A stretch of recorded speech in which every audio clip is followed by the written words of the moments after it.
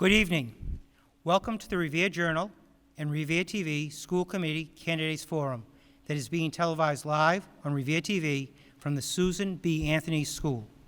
My name is Stephen Quigley of the Revere Journal, and I will be the moderator of tonight's forum. We are happy to welcome members of the Revere High debate team, Jason Acosta, Minna Sheik, and Melissa Barillo, who will be assisting us in tonight's forum. The format for the forum is as follows. The candidates are seated according to their position on the ballot. Each candidate will be given 2 minutes to make their opening statement. Each candidate will then be asked 2 questions that were randomly selected from a list of 5 questions. Each candidate will be given 2 minutes to answer each question. At the end of the question and answer period, each candidate will be given 2 minutes for their closing remarks. The candidates present tonight are incumbents Stacy Bronstein Rizzo, Frederick Sinella, and Carol Ty, and candidates Anthony D'Ambrosio, John Kingston, Albert Terminello Jr., and Michael Toto Jr. Incumbents Michael Ferrante and Susan Gravelisi were unable to attend due to personal reasons. Now we turn over the forum to the students. Jason, please begin the questions. Our first speaker, School Committee Incumbent Stacy Bronstein Rizzo.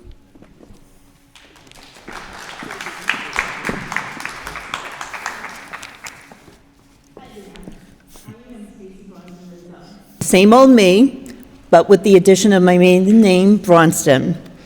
For over 28 years, I have been rooted in our schools as a parent, a PTA leader, a school council member, a parent club member, a paraprofessional, and with joy and honor for 5 terms, a member of the Revere School Committee. Recently, I have been nominated as secretary of the Massachusetts Association of School Committees, and that was by school committee members from the Berkshires down to the Cape and up to Newburyport. It's the networking with other school committee members, also the workshops and the conferences that make me a more educated and knowledgeable school committee member for our district, and I really am proud of my commitment to that. Much of tonight's questions may not have much to do with our roles and responsibilities, but I hope that it does give you some insight into my thoughts and what makes me different from that of other candidates. So I thank you, and let's get this party started.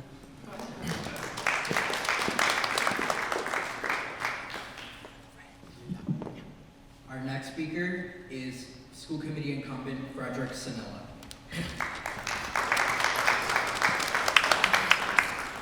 Thank you, 1 and 1. I'd like to take this opportunity to kind of digress somewhat. In closing remarks, we will have what accomplishments we were. I'd like to take this opportunity to introduce myself, as was mentioned, Fred Sinella. I'm a member of the Revere School Committee for 18 years. I am formerly a teacher at the Lincoln School, former assistant principal of half of this school, the Wayland School, and it is my pleasure to serve the children and to serve the community of Revere. I'm a graduate of Revere High School. I have a Bachelor in Science degree from Salem State College. I have a CAGS, Certificate of Advanced Study, from Boston State College. You have a situation where newness is involved. You have a situation where school committee members cannot rely on the past, not even the present. We have to look to the future. And education, we tell our children, is a day-to-day experience, and we learn from each other. The knowledge I have gained through my years of education, as well as administrator, as well as member of the school committee, has served me well, and I wish to continue to offer to the citizens of Revere the opportunity to serve. Thank you.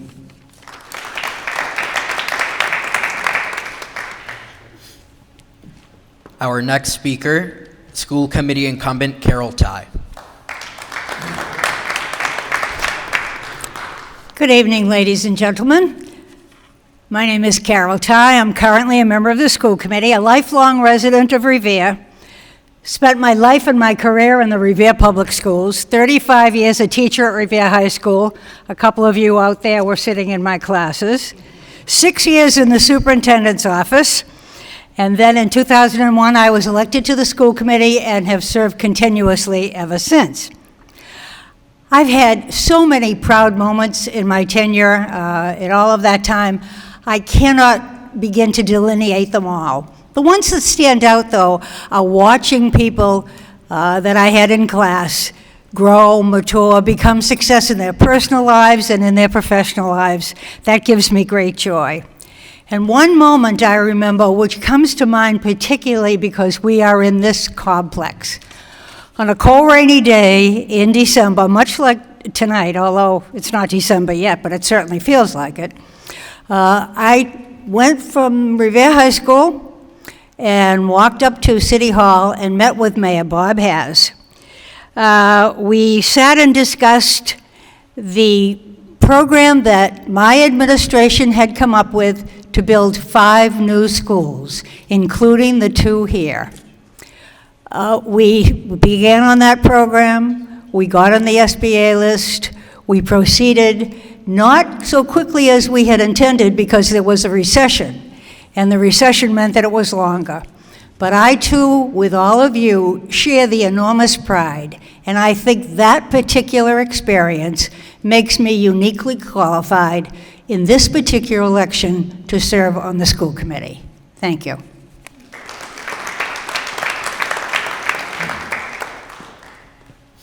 Thank you.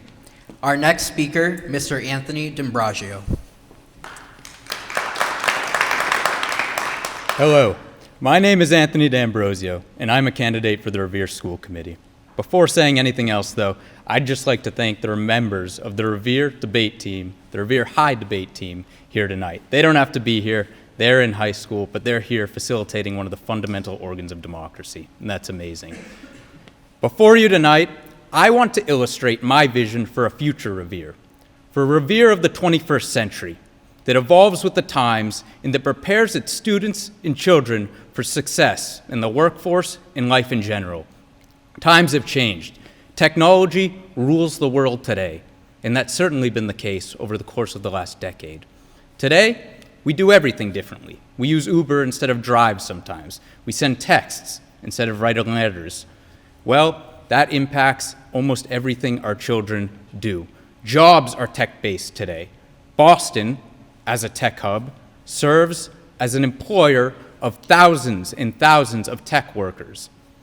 Tech also impacts the way in which our students engage socially.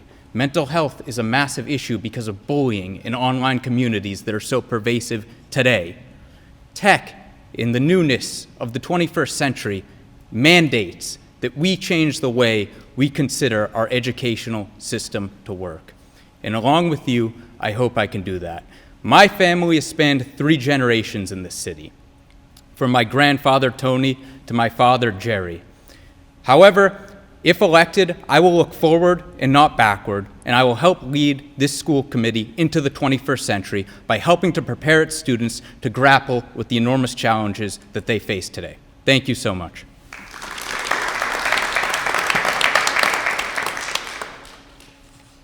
Our next speaker, Mr. John Kingston.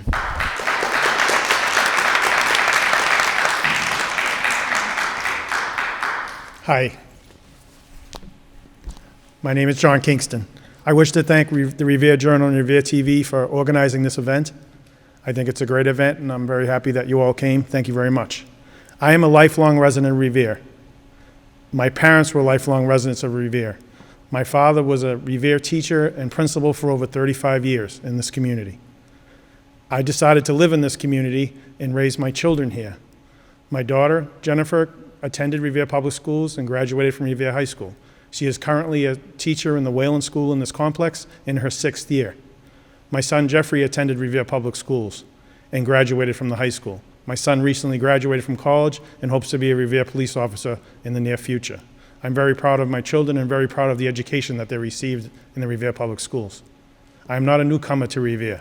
For 19 years, I've been volunteering in schools since I took the job at the credit union. In the last 11 years, as manager of the credit union, I've spent an awful lot of time working with teachers and other support people in the schools to try to help them with their financial needs and help them any way I could. It's been something that I've enjoyed very much, and that is why I think I'm taking the next logical step to join the school committee, because we really need a new high school in Revere. The high school is not just for high school students, it's for the community, and it will help with some overcrowding in a lot of the schools that we currently have. It's very important to me. The schools are very important to me, and I'll tell you a short story. I was going to take the day off after the election just to kind of recharge the batteries. It's tough to work a full-time job and campaign. I've learned a lot. But I received an email from the Lincoln School asking me to again volunteer for the spelling bee that I do with Ms. Ty. And I didn't even hesitate. I sent back an email and said, I'm very thankful that you asked me to do so, and I will be there. So I'll put off taking another day off, but I have to go to the Lincoln School because I was asked, and that's the person that I am. Thank you.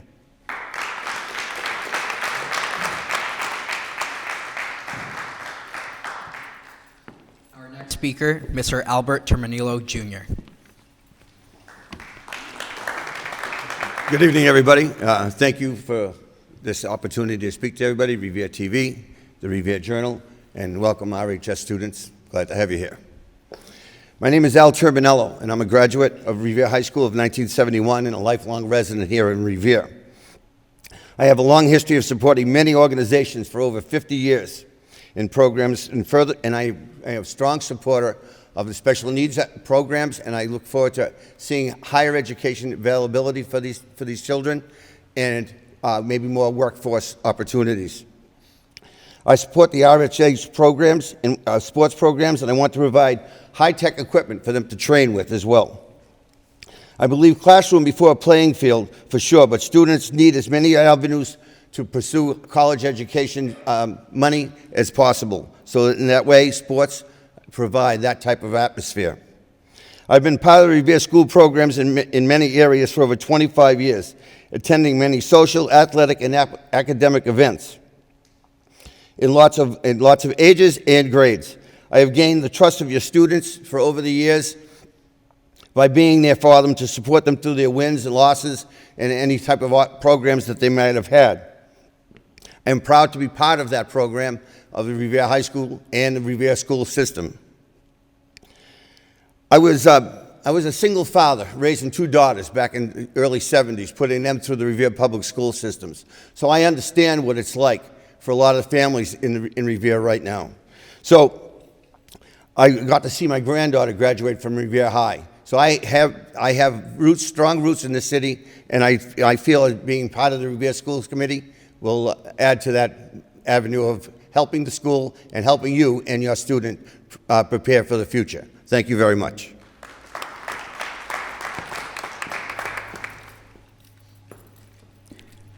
Next speaker, Mr. Michael Toto. Thank you very much. My name is Michael Toto, and first of all, I'd like to thank the Revere Journal and the Revere High debate team for putting this all together for us. And I'd also like to thank and congratulate our current school committee members for the great job that they've been doing. Like I said, my name is Michael Toto, and I'm a graduate of 1975 from the Revere High School. Recently, I gained full legal and physical custody of my son and my non-biological stepson. My son attends the Revere High School. Currently, they're probably on their way back from a freshman football game that they had in Peabody tonight. And my stepson is on his way to Salem State College in the January. I was a store owner for many years in the city of Revere. I had a baseball card store down in the Beachmont area, and it became like a safe haven for the children, especially the area. They used to come in and talk about their problems and so forth, whether it be at home or in the streets. We even spent some time squashing problems that happened in the streets so the kids can feel safe in their area. And that's what I'd like to One of the reasons why I'd like to be a member of the school committee is to help keep our schools and our children safe, give them the tools and the skills necessary so that they can become good, strong individuals and maybe partake in our community. Our young people are our future, so we have to invest heavily in them and make sure that they get what they deserve and all the skills and technology that's available to them in order to succeed. In closing, once again, I'd like to thank everybody for joining us here tonight and listening to us all. And let's get out there and vote.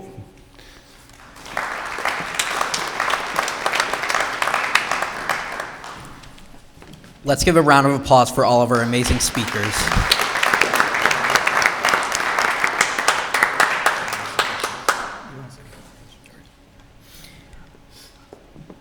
Ms. Rizzo, may you please come to the stage.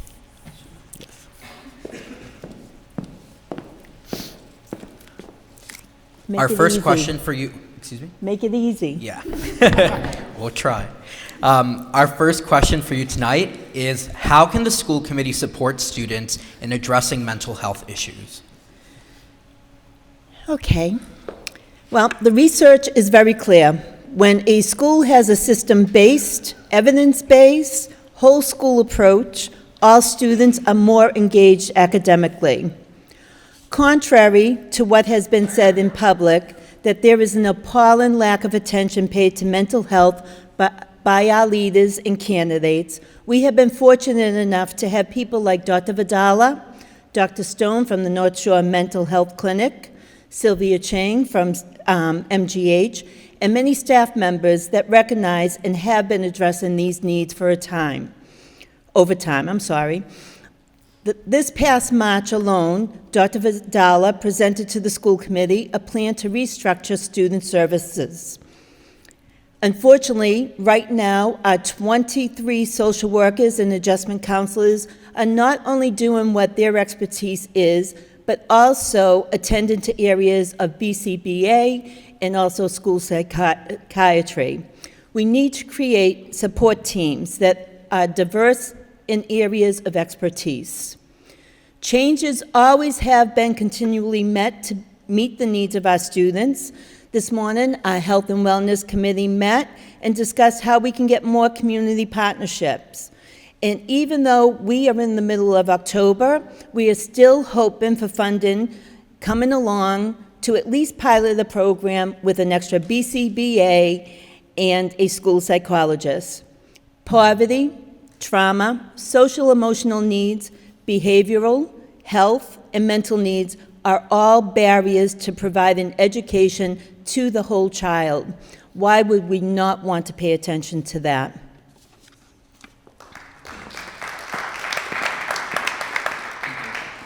Mr. Snella, to the stage.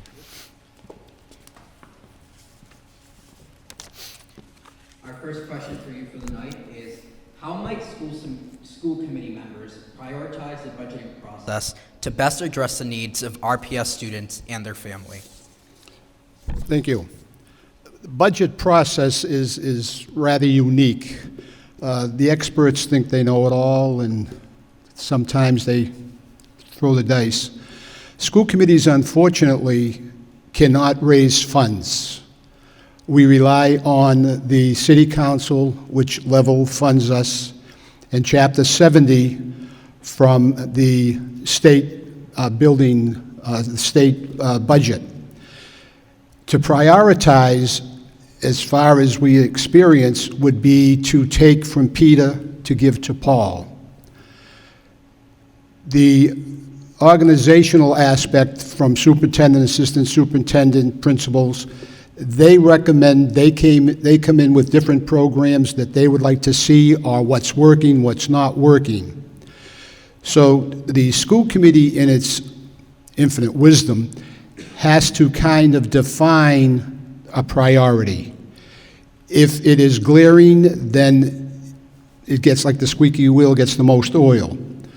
The indication now of the future of what will be the new high school What will be in the educational aspect, again, relies on the monetary expenditures. To be able to look as security, which is utmost in everyone's mind, you read the newspapers, what's going on in different parts of the country.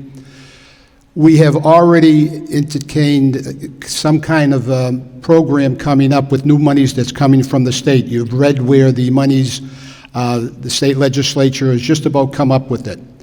So as chairman of the safety committee, we're looking into that aspect of it.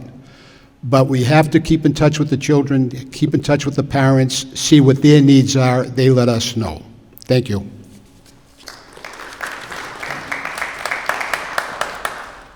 Thank you. Ms. Carol Ty.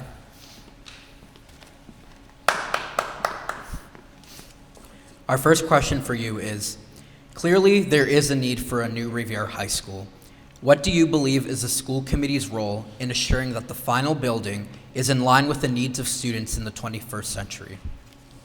Thank you, Jason. I just love that we have all made the assumption that we need a new high school. That hasn't been true in the past. I think that the support that we're getting from the city is really just wonderful. So the school committee is part of the visioning team. Now we have two members specifically on the building team, Mrs. Rizzo and Mrs. Gravelisi. And we have had one visioning event so far at the high school, just last week, where we had members of the community who came in, we had students, we had parents, we had so many things. We went around and we wrote all over the board just what we wanted to have in a new high school. Now those things cost money. So the school committee has to vote on all of these things. And I tell you, we never vote to spend any money that we don't go over it and over it and over it again. We have the experts who come in and tell us how this is spent. First we decide that it will be spent, and then how will it be spent, and then shall we pay the bill as it has been sent to us too. Just as what happened in the last time, what will happen will be we will have architects, we'll have construction folks, we will have everybody who knows what the bill is and what it's for, and that way we'll be explaining at a school committee meeting just what we're doing, and then the rest of the community can follow it. We also have the MSBA on our side. They have great expertise, and they've already taken in the mayor and the superintendent, two wonderful leaders. They've already taken them in for classes on what the progress will be. So they also know how to build multi-purpose structures. No longer do you build, brick walls and everything stays exactly the same throughout a school. Now we have spaces that can be transformed in various ways. There is a lot of expertise on that. We'll get a project manager who will make sure that the architects do exactly what we needed to do. And we'll use the spaces for everything that we can. Thank you.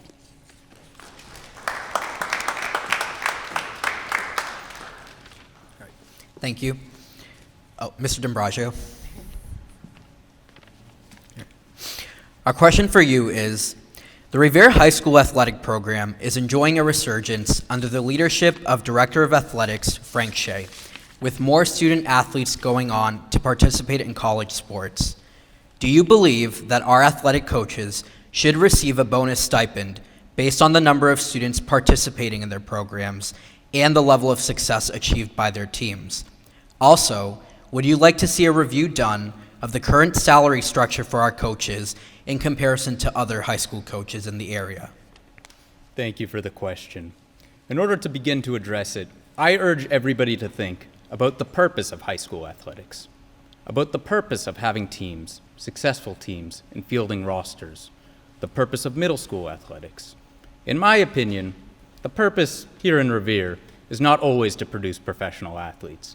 Listen, I always wanted to be Tom Brady growing up, but I knew that wasn't going to happen. I only turned out to be about 5'10", and 150 pounds soaking wet. And I'm assuming that's going to be the same for a lot of our students. The true purpose of our athletic programs are to instill skills, valuable skills that will allow our students to be useful and productive members in the workforce, to succeed in life, socially and otherwise, to instill grit, hard work, mental health, physical health, and all of the positive attributes that lead to productive members of society.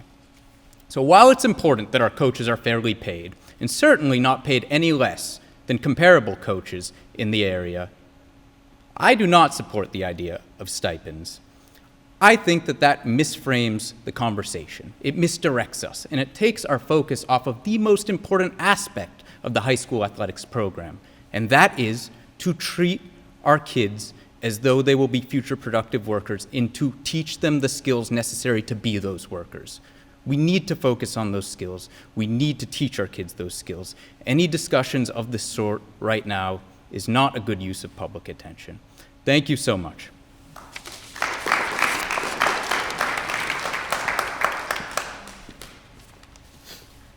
Mr. Kingston?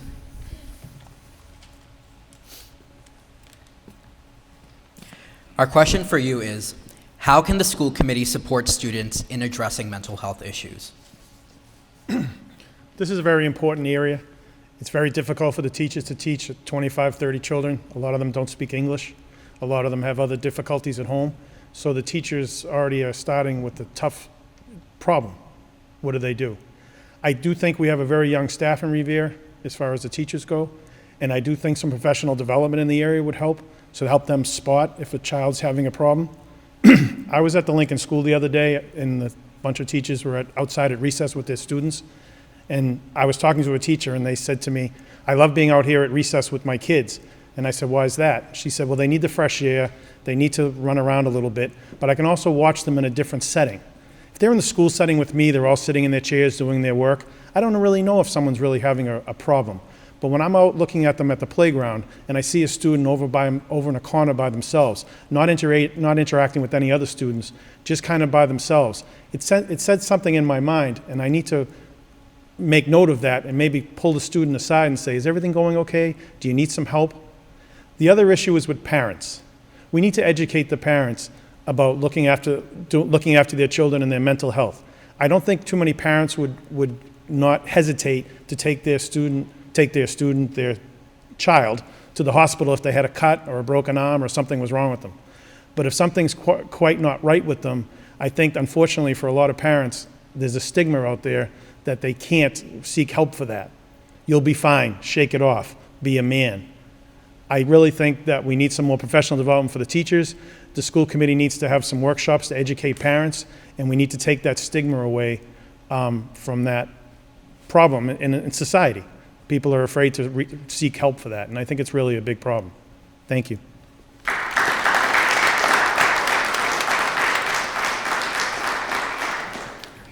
Thank you. Mr. Timonillo, how might school committee members prioritize the budgeting process to best address the needs of Revere Public School students and their families? That's question 2. Question 3. Oh, sorry. Yeah. Okay, because I thought I had, all right. Take me a second here, sorry. I thought we were going in order of what they were. God.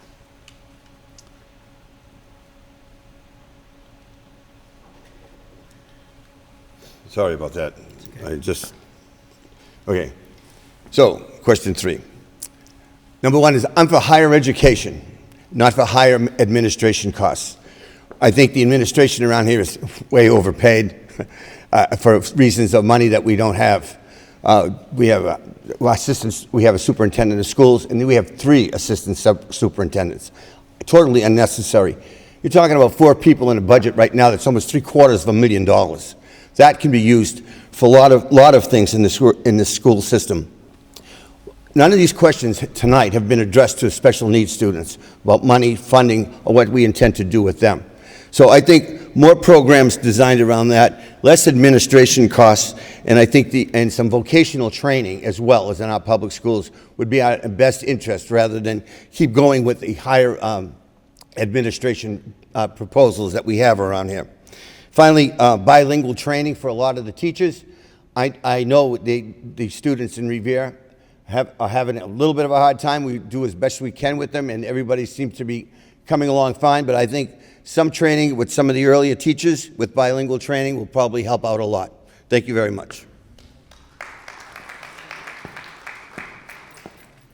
Thank you. Mr. Toto?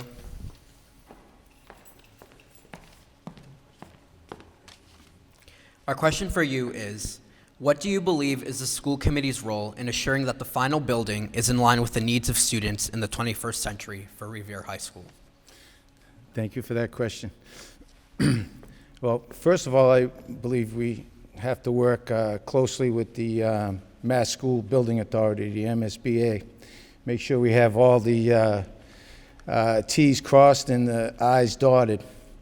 I think also that we should be able to look into this and make sure we provide our children with, in the new school, collaborative and flexible spaces where the kids can get together and discuss and share and debate.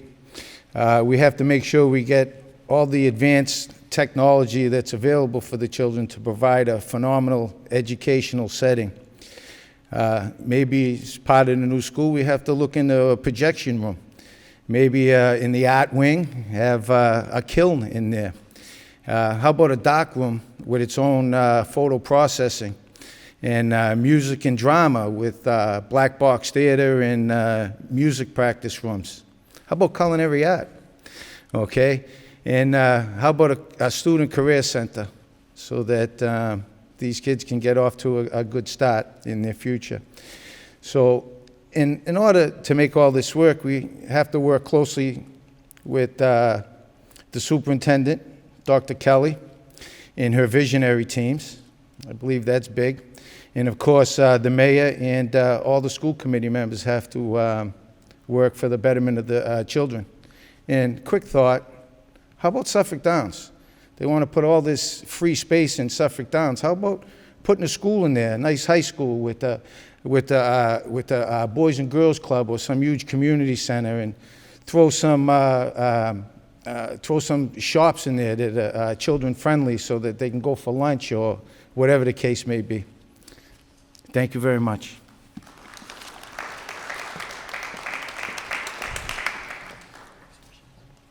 Thank you. All right. Ms. Rizzo?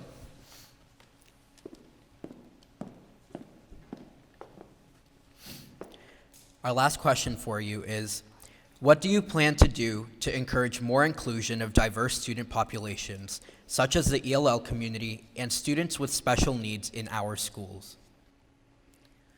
Well, one of the biggest things that I do pride our faculty on, from our teachers all the way down to the custodians, we are lucky that they foster one-on-one relationships with our students as much as possible. This can be accomplished greeting them at the door, asking them about their interests, and just giving them praise in and outside the classroom. We need to celebrate diversity by paying attention to the materials that we do use in the class. Do they depict children from a variety of backgrounds and with varying abilities? How do books, videos, and other materials portray children with special needs? We need to educate ourselves more about the specific disabilities any of these students we work with have. Education leads to understanding, which then leads to compassion and connection. We need to encourage interaction by giving students opportunities to interact with each another so they can build friendships and a sense of community. One of the major interactions could be recess, unsupervised, unstructured, at least 20 minutes a day. So that would be one interaction that the kids can have with each other. And also we need to have, everyone has strengths and weaknesses. We need to help kids develop their strengths and see that kids with special needs have strengths too. Focus on progress, no matter how small. Thank you.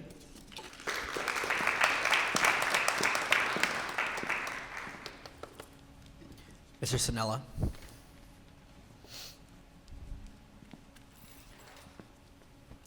Our final question for you is, what do you believe that the school committee's role is in ensuring the final building is in line with the needs of students in the 21st century? Oh, first of all, I'm very proud to be a part of this process. I was an active participant in the first 5 schools that were built, dealing with architects and dealing with construction companies, watching who's unionized, who's not. The high school in the future is not the high school I graduated from and most of what you graduated from.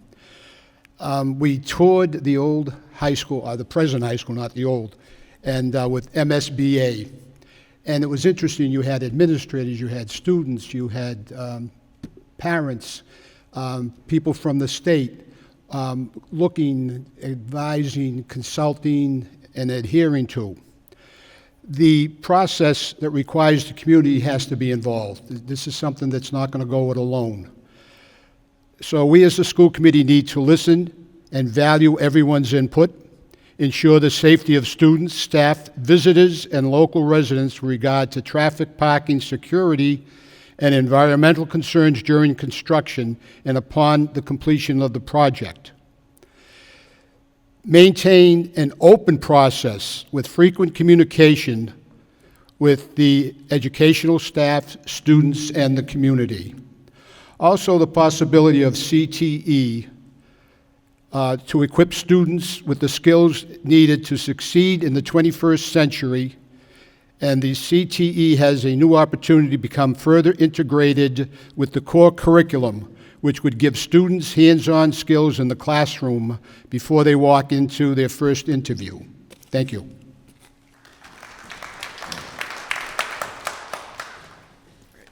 Thank you, Ms. Ty. Our last question for you is, do you believe that our athletic coaches should receive a bonus stipend based on the number of students participating in their programs and level of success achieved by their teams? Would you like to see a review done of the current salary structure for them and how salaries compare to other high school coaches in the area? Well, the short answer is no. I do not believe in paying anybody a bonus for doing the wonderful job that they do in the Revere Public Schools. I would be certain that the teachers' union would be opposed to it too, because it is the teachers' union that does all of the negotiation in regard to money with the superintendent and the school committee. It is not up to somebody to decide who would give a bonus. Who would decide how the bonus would be given? Way too much subjectivity. My experience has been only once in the Revere Public Schools did a principal get a bonus from an outside company. And even though people thought he deserved a lot of the credit, other people said, oh, well, somebody else should have had that too, or maybe we should have split that, or maybe we should have done other things. It causes too much controversy, it causes too much angst among people, and so I really am always opposed to that. I'm also opposed to it from the point of view, and I'll put on my union hat now, I'm opposed to that because if you get a bonus, it does not become part of your regular salary. And then each year when you negotiate a percentage raise, you do not get the bonus on your base salary. That doesn't make any sense for the person. Do I think we should do some sort of review? Yes, I do. And the proper place for that review on salaries is with the Teachers Association, who will then bring whatever their evidence is for increased salary. We don't give teachers extra money if all their kids pass the MCAS or do something.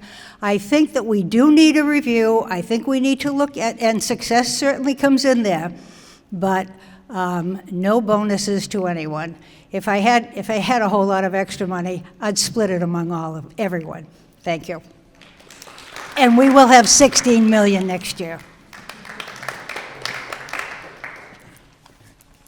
Thank you, Ms. Ty. Mr. D'Ambrosio? Our last question for you of the night is, what do you believe is the school committee's role in assuring the final building of Revere High School is in line with the needs of students in the 21st century? Thank you. In order to align the new school with the needs of students, we need to engage in a process of actively soliciting community support, as we have done thus far. Community support and community input is absolutely necessary, but that's just the short and simple answer. The critical question regarding a new high school in Revere is the question regarding its vision. what it says about the future of Revere, what it says about a 21st century Revere. Within my opening statement, I talked about how the times have changed massively. Again, just look over at Boston. Look at our local economy in the greater Boston area and within Revere. Our greatest employers are tech and STEM-oriented employers. They're hospitals, they're research firms. Because of all of this, I propose the investigation of the implementation and construction of a potential STEM and tech-oriented school in order to better prepare our students to get the jobs of the 21st century, to become the researchers, the technicians, the pharmacists, the nurses, the doctors, the computer scientists of the 21st century. This requires more than just vision. It requires a broad social mandate to rethink our high school and educational programs' relationship with producing successful students in the workforce and otherwise. With your help and with your support, I will advocate for a Revere High School that instills technical and STEM-oriented skills in its students to best prepare them for life after high school. We will create a 21st century Revere High, and we'll do so successfully. Thank you.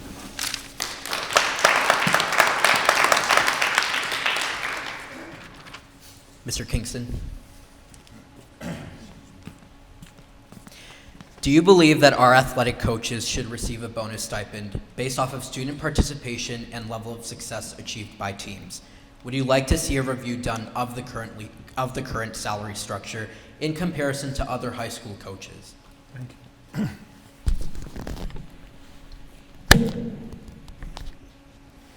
I have had the pleasure of working/volunteering at Revere high school events for the last 15 years. I realize how difficult it is sometimes to find coaches. I have no problem with doing a review of the area and asking the superintendent and athletic director to do that to make sure that our coaches are paid fairly. My brother coached a number of years ago varsity basketball. I saw how many hours he put into it.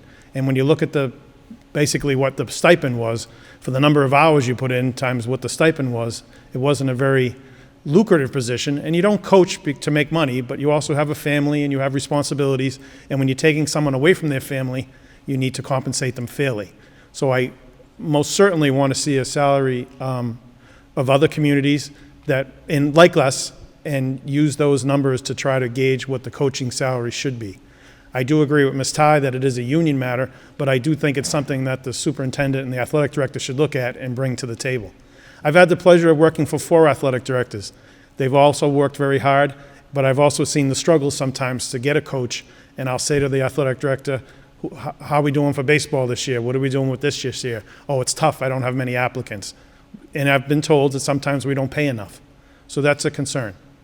As far as an extra stipend, I don't know if I understand the question properly. This is the thing I would support. If you do make the tournament, you're usually required to work another week or two. That's another week or two of your coaching because you've got to prepare the students for that tournament game or games. And I do think the coach, if he works past his regular season, should receive an additional stipend for that.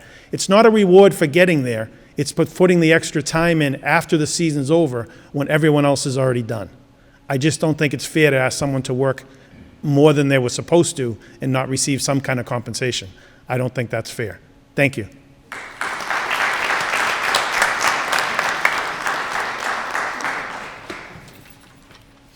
Mr. Terminillo? Question 2, right? Yes. How can the school committee support students in addressing mental health issues? Well, first of all, the school committee and most of the schools around here, the teachers, they have programs already in place. But some of the bigger reasons that are really getting bad around here is because of, we have suicide as one of the highest, unfortunately, one of the highest rated things that's happening right now amongst students. And some of that's due to the way cyberbullying is going, drugs, alcohol, and abuse. Abuse being at the home and probably in a personal level, a boyfriend, girlfriend type of thing.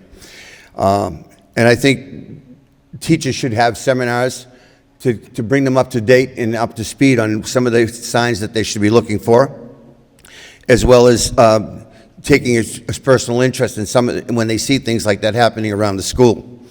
I think the legalization of pot which is also it was kind of a bad thing for me. I didn't like it at all. But I think that's been brought into this, and it's mixed with alcohol, causes a lot of depression. And it's also a bad way for young students to be. I think sometimes cultural issues become a part. Language barriers, ethnic background, the financial situations a lot of these students, they're not maybe as affluent as others, so that keeping up with the Joneses causes a lot of trauma in their lives. So I think things like that should be looked into as well. And then finally, the abuse at home. It should be reported. I mean, teachers are on the lookout for things like that. So again, with the help of the teachers and the school committee and the faculty, I think everybody should kind of work towards watching more for these incidents that are happening in and around the schools as opposed to just in the classrooms. Thank you very much.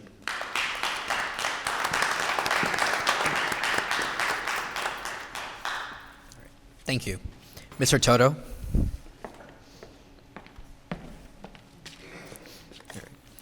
Question 2 is really popular, guys. Your question is, how can the school committee support students in addressing mental health issues? Thank you for that question. Well, first of all, in the mental health department, on a positive note, I'd like to thank Officer Joe Singer for his part in helping with the kids by keeping them safe and offering them programs after school to help with their mental health. There should be more people like Officer Joe Singer out there. I like to give credit where credit's due, and I read an article by Anthony D'Ambrosio in the Revere Journal recently, and I think to help with the mental aspect of the children, I think we have to increase our services and support in our schools. I think we have to increase the training of our faculty, and maybe there should be on-the-spot mental health professionals that could work with these kids as well. I want to thank Anthony D'Ambrosio for writing about that. It's a very touchy subject in our system. I'd like to know more about the Share Your Love Foundation. They help to shape the students' lives, and there should be many more choices and programs that we can start up to help the children deal with their real-life issues. Organizations like Aspire Youth Program, which educates, motivates, and offers life-changing tools to children and parents. Sometimes, a lot of times, I found out that it's not the children, it's the parents, and the children end up paying the price. And once again, I'd like to be able to work closely with everyone involved, the superintendent of schools, the mayor, the school committee members, the council members, and I mean, those are our children. That's our future. So we have to give them everything that they can and be there for them at all costs. And food for thought, I like these food for thought things, but, you know, we throw a lot of lunch leftover. Oh, sorry. Thank you very much. I could go on forever.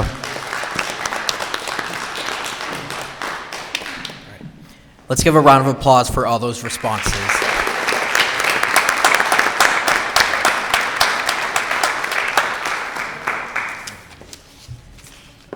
Our speakers will now give their closing remarks. Ms. Rizzo, you're up first.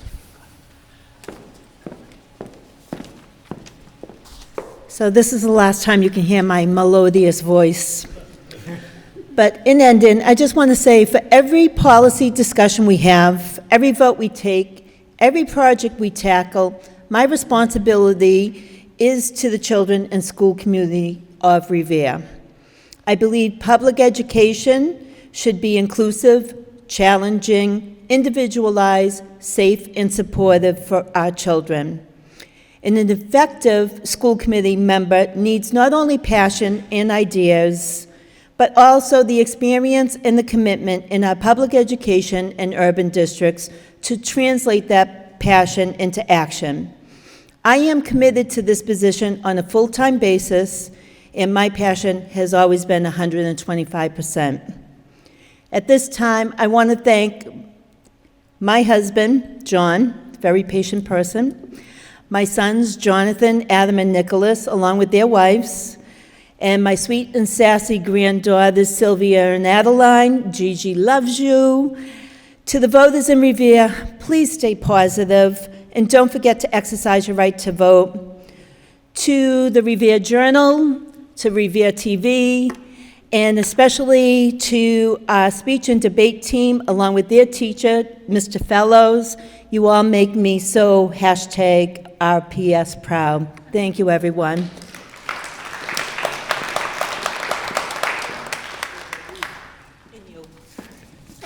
Thank you, Ms. Rizzo. Our next speaker is Mr. Sinella. Thank you. She neglected to mention Rudy, her canine counterpart. My last election, I had a couple of issues that I kind of put in the must-do column. One was the MSBA funding.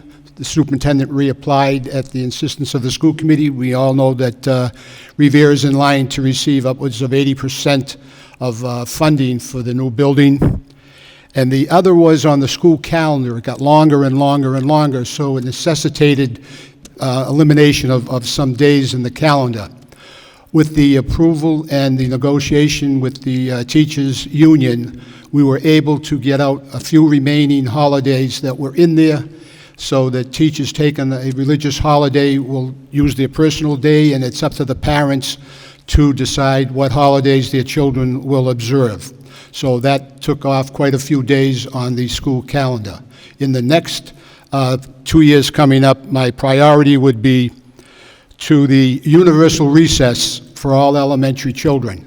Being a former elementary teacher, I realized the importance of having a little opportunity for children to kind of get out and be themselves without being overly protected. And the second thing would be to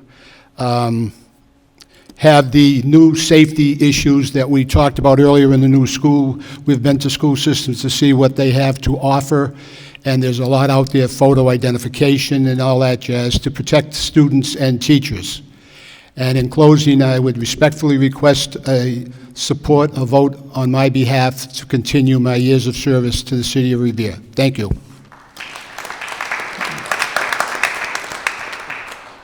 Thank you. Ms. Carol Ty. Thank you.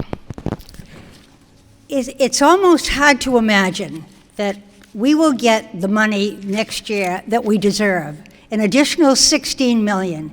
Can you imagine if we had been getting the money that we deserved all along, what we would have been able to do? And in spite of the difficulty, because our poor children were ignored, we were fiscally responsible, managed so well, we did not lay off one teacher. We still kept athletics, we still kept extracurricular activities, we still kept going, we did not stop. We were not discouraged by that. And now that we get what we deserve, I like to quote the Globe more and more. When they were talking about other communities that got a full funding or could afford to make up by their city's funding what they didn't get from the state, and in some cases spent twice as much. Cambridge, for example, spent $28,000 to educate each kid. We had only 14th to educate each kid. That's a big, big split in what we get. And yet we did it so well. I never thought I'd see it. The Globe editorial said, "Where can we find more Reveres?" Well, we have a gem right here. We have great leaders. I've worked with great mayors, with great school committee people, including the ones on the stage and the ones who are out there in the audience. I've had a very happy life. It's been wonderful, and I really appreciate your support. Thank you for the Journal for giving us this opportunity for getting up here. Thank you to all of you, and I ask you one more time, please consider me for one of your votes on the school committee. Thank you.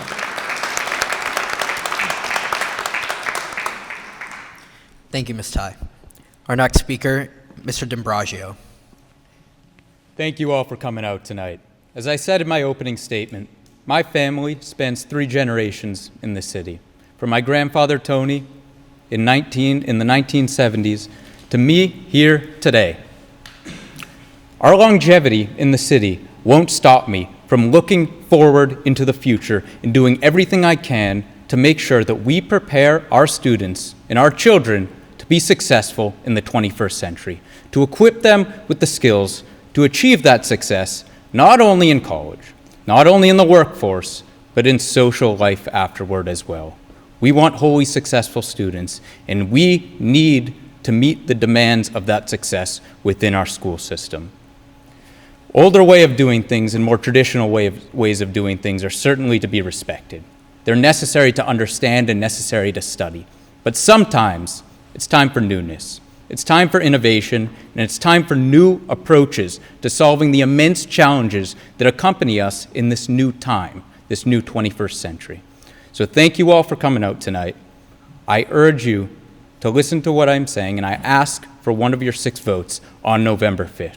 Thank you all so much.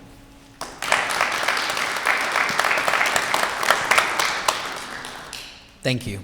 Our next speaker, Mr. Kingston.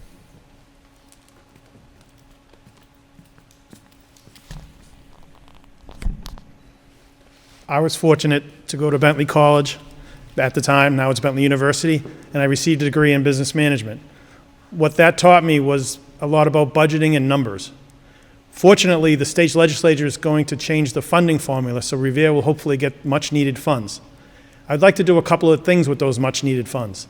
Number one would be hire a human resource director. Currently, that job is handled by a number of people in the superintendent's office, but I honestly feel that a human resource director should be hired because the organization has over 1,000 employees. If you went out in the business world and said you had a company with 1,000 employees and asked where their human resource person was, and they said, oh, we really don't have one, it wouldn't be right. That's number one. Number two, I would like to see a grant writer hired. There's thousands and thousands of grants out there. We have some capable people writing them here and there in different departments, but I think a dedicated grant writer could really get the city some other much-needed money in addition to the additional money that we might get from the state changing the funding formula. The third thing I would like to see is an alumni association. There are literally thousands of graduates out there from Revere Public Schools. They could help our students now looking for college choices, career choices. Possibly people in the labor unions could reach out to some of our students who aren't going to college and maybe get them a good job. And also fundraising. We could reach out to alumni through social media and have them donate to scholarships and other things. I really think there's a lot of great people that have gone to the Revere Public Schools. Many of them have moved away, but they're not unreachable. I honestly feel these 3 initiatives could really help the students of Revere Public Schools, and I really think it's something that we should really give a lot of serious thought to. Our staff needs as much support as the students do, and I think a human resource department would be a good start. Thank you.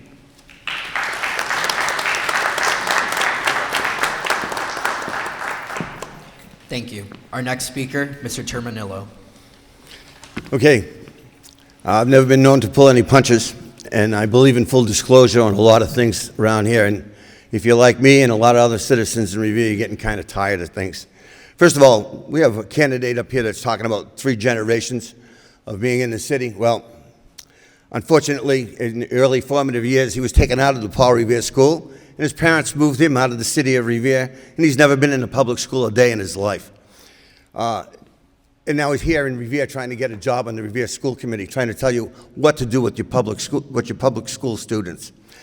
That's just a little food for thought that you should probably have in mind. Secondly, we've had a member of the school committee who, over the majority of the past 10 years, has been spending his time in Florida from January to May, not attending one meeting, not attending one event in the school system, not doing anything but collect your money and spend it in Florida. I don't know about you, I've had about enough of that. My life is an open book. I've been working in the city, living in the city, and working very hard to do the best thing I can to make the city better for you and your students. So with that, I want to thank everybody for being here, for listening to what I have to say. You give me the opportunity to speak my mind, and I hope you consider me for one of your 6 votes in November. Thank you very much.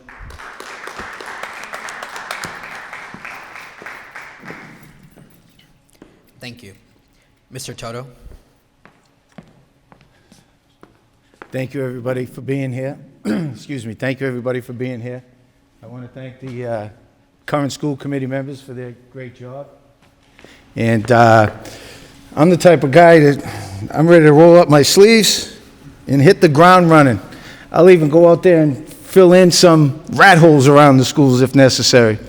I can bring an energy to this school committee that is second to none and unparalleled as far as school committee is concerned.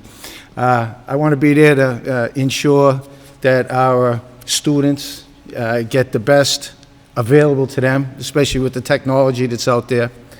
And it would be an honor to serve with any one of these men and women right with us tonight. It would be an honor. They're all qualified, and the current administration does such a great job. So, in closing, thank you very much, and get out there and vote.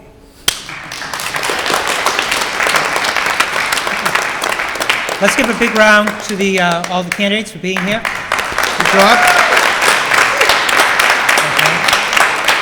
Okay. Just a couple of housekeeping. We want to thank you for joining us for tonight's forum before the Patriots kick off. This forum will be shown again in the coming weeks on Revere TV on this channel. We want to thank the candidates for making this forum possible by their participation. We want to thank our media partner, Revere TV, Bob Dunbar and his staff. We want to thank Superintendent of Revere Public Schools, Diane Kelly, for allowing us to broadcast this forum from the Susan B. Anthony School, and Mark Fellows, Faculty Advisor for the debate team, for working with us on this debate. And lastly, we want to give special thanks to Jason Acosta for asking the questions, Minashik, who gave the 30-second warning, and Melissa Barillo, who kept the time.